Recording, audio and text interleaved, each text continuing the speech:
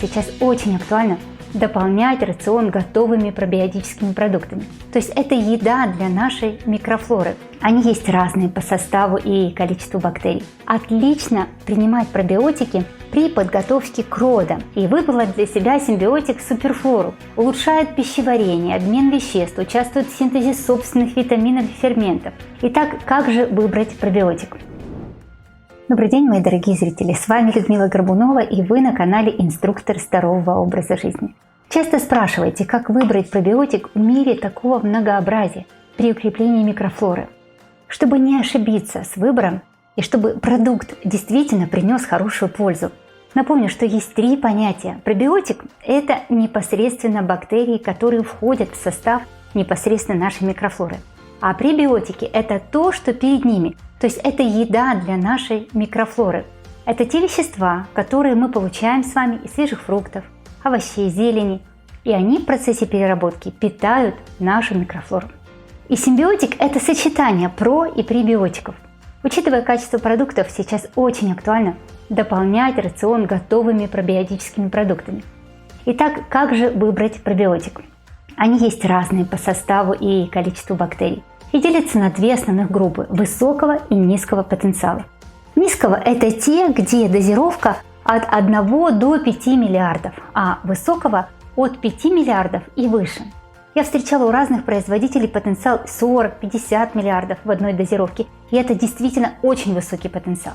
Такие пробиотики или симбиотики нужно принимать только по назначению специалиста, врача, и при какой-то уже конкретной проблематике. Если их просто так взять и выпить, как в качестве профилактики, это может быть чревато расстройствами, какими-то нарушениями.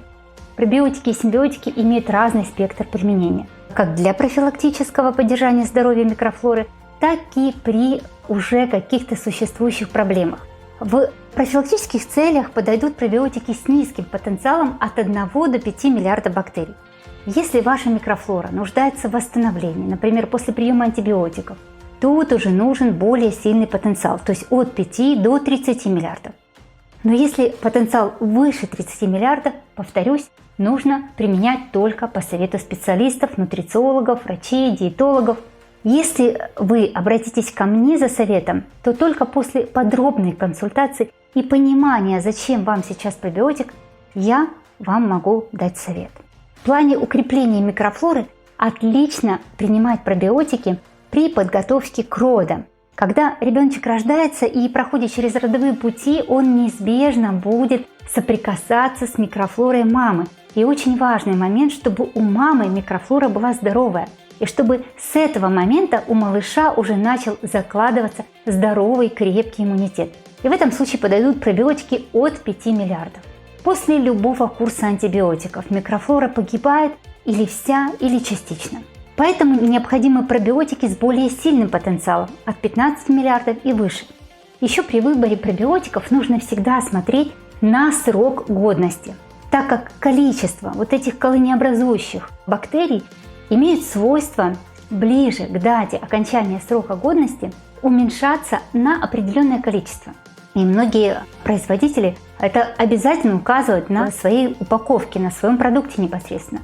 Но есть те производители, которые уже пошли на шаг вперед, и этот недостаток устранили, и количество бактерий в том же количестве сохраняется от момента производства продукта и до окончания срока годности. В хорошем пробиотике обязательно указано, в каком количестве содержится бактерий на одну капсулу. Если вы выбираете пробиотики для профилактики, то смотрите, чтобы их в составе было от 3 до 10 штук разных бактерий. То есть на упаковке указано, в одной капсуле содержится от 3 до 5 миллиардов и перечень бактерий, например, ацидофилус, лактобациллус, бифидобактериум. Важно выбирать продукт с разными бактериями. Почему это так важно? Потому что стенки нашего кишечника усланы ворсинками.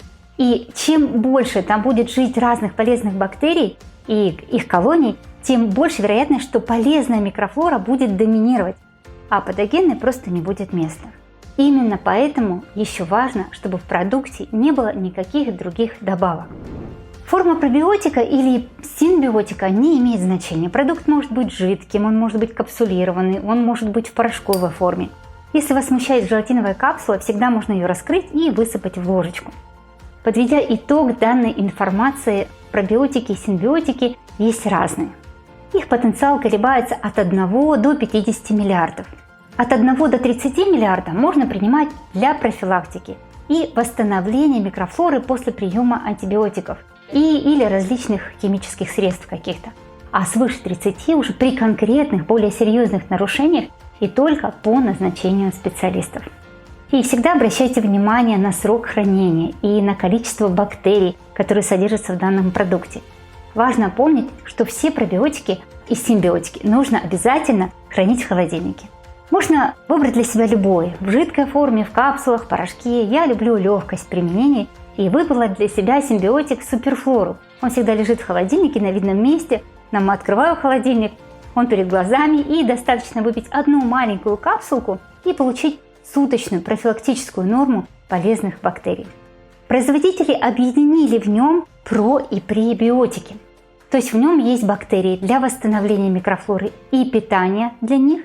В качестве пробиотиков в продукт добавлен инулин. В предыдущих видео я говорила, что это лучший корм для нашей микрофлоры. Его в продукте содержится 25 мг. Инулин содержит короткие фруктозные цепочки, и это отличный источник пищевых волокон. Именно они стимулируют рост полезных бактерий в толстом кишечнике, оздоравливают нашу микрофлору и, конечно, улучшают перистальтику. В продукте Суперфлора в одной капсулке содержится 5 миллиардов вот тех самых колониеобразующих частиц. Для профилактики одной капсулы в день будет абсолютно достаточно. Безусловно, к дополнению растительных продуктов, которые содержат пребиотики, которые, естественно, мы едим в течение дня. О них я подробнее рассказывала в предыдущем видео. Безусловно, когда есть проблема, дозировку нужно увеличить. Пробиотики, которые в составе Суперфлоры, это лактобифидобактерии. Это полезные друзья, которые подавляют и защищают от патогенной микрофлоры, улучшают пищеварение, обмен веществ, участвуют в синтезе собственных витаминов и ферментов, необходимых, соответственно, для качественного усвоения пищи. Они предотвращают пищевую аллергию, интоксикацию, активизируют иммунную защиту. При производстве Суперфлоры применяется как раз технология, благодаря которой сохраняется количество микробных тел от момента производства и до окончания срока годности. То есть в продукте Суперфлора стабильно и гарантированно сохраняется качество и количество микрочастиц до окончания срока годности. И это очень важно.